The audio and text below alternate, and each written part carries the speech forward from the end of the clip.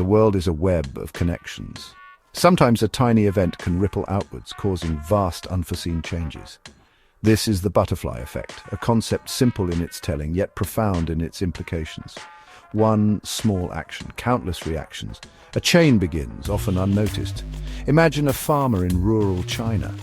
Let us call him Mr. Chen.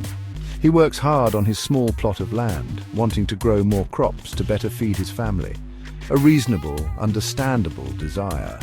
So he decides to clear some nearby woodland, just a little more space for his fields. A seemingly minor decision, a choice made in isolation. This woodland, however, was not empty. It was home to a colony of bats, ancient creatures of the night. Chen's clearing work disturbs their roost. Loud noises and falling trees. The bats are forced to flee, scattering and seeking new shelter. Their quiet world suddenly upended, a small ecosystem disrupted. The first link is forged. One particular bat carried something, a virus, dormant within its system, harmless to the bat itself, but potentially dangerous elsewhere. Disoriented by the disturbance, stressed from losing its home, this tiny creature flies towards a new place. It heads towards the lights of a nearby town, unknowingly carrying a microscopic passenger. The journey of the virus begins. The bat, seeking refuge, finds a bustling city. It settles near a large open-air market. These markets are vibrant places, full of sounds, smells and life. Animals are bought and sold, food is prepared and traded, a crossroads of human and animal interaction. The bat is just one small part of this complex urban ecosystem. It finds a temporary perch. In the crowded market, the bat is stressed. It comes into contact with poultry, perhaps roosting above a chicken pen. Droppings fall, feathers fly. The virus, dormant in the bat, finds a new host. It jumps to the chickens. This is a crucial moment. The virus adapts to its new environment. The chickens show no outward signs of illness. They appear perfectly healthy. These infected chickens enter the food supply, processed like any other, packaged neatly for consumers. No one suspects a hidden danger. The virus is invisible to the naked eye, a silent traveler, part of a global food network, a network built on trust and assumptions of safety. A small percentage is marked for export. Soon, a shipment is prepared. Destination San Francisco, USA. Thousands of miles across the Pacific Ocean. The packaged poultry is loaded into containers, refrigerated to preserve freshness. The journey is long, the conditions are controlled. Yet within these packages, change is occurring. The virus is not static, it is on the move. The cargo ship sails across the vast ocean. Inside the cold, dark containers, the virus persists. It's a resilient organism. During this long transit, something happens. The virus begins to mutate. This is what viruses do. They evolve, a small change in its genetic code. Perhaps this new strain is different. Maybe it is more easily spread, or perhaps it can now infect humans more readily.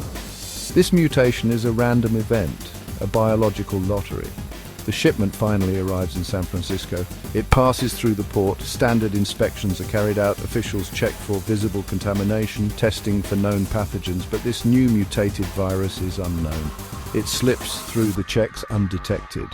The poultry is deemed safe for consumption. A silent threat has landed, ready to spread. The poultry is then distributed, going to wholesalers and suppliers. From there to restaurants across California.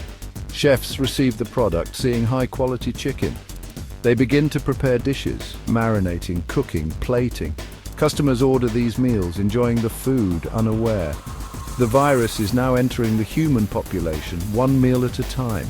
The interconnectedness of our world is clear. A product from a farm in China via a market, a port, a ship, ends up on a plate in America. Each step is efficient, modern, part of a complex global supply chain, but this efficiency also creates pathways for unseen travelers like this newly mutated virus. The system is vast yet vulnerable. Then comes a small pivotal event. A popular food blogger visits a restaurant, one that received the infected poultry. She orders their special chicken dish. She loves it. It is unique. She writes a glowing review. Her blog has millions of followers. The review goes viral online. Suddenly everyone wants this dish, this specific type of chicken. This is a tipping point. Demand for the poultry skyrockets. Restaurants across California, then the nation, want it. Suppliers scramble to find more. The original source in China is pressured. They need to produce more, faster. Supply chains are stretched thin. Everyone wants to capitalize on the trend.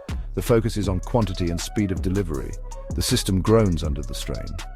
In the rush, quality control might weaken.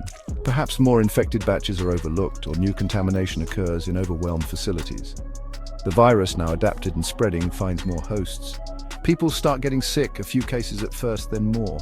Doctors notice an unusual respiratory illness. It spreads quickly from person to person.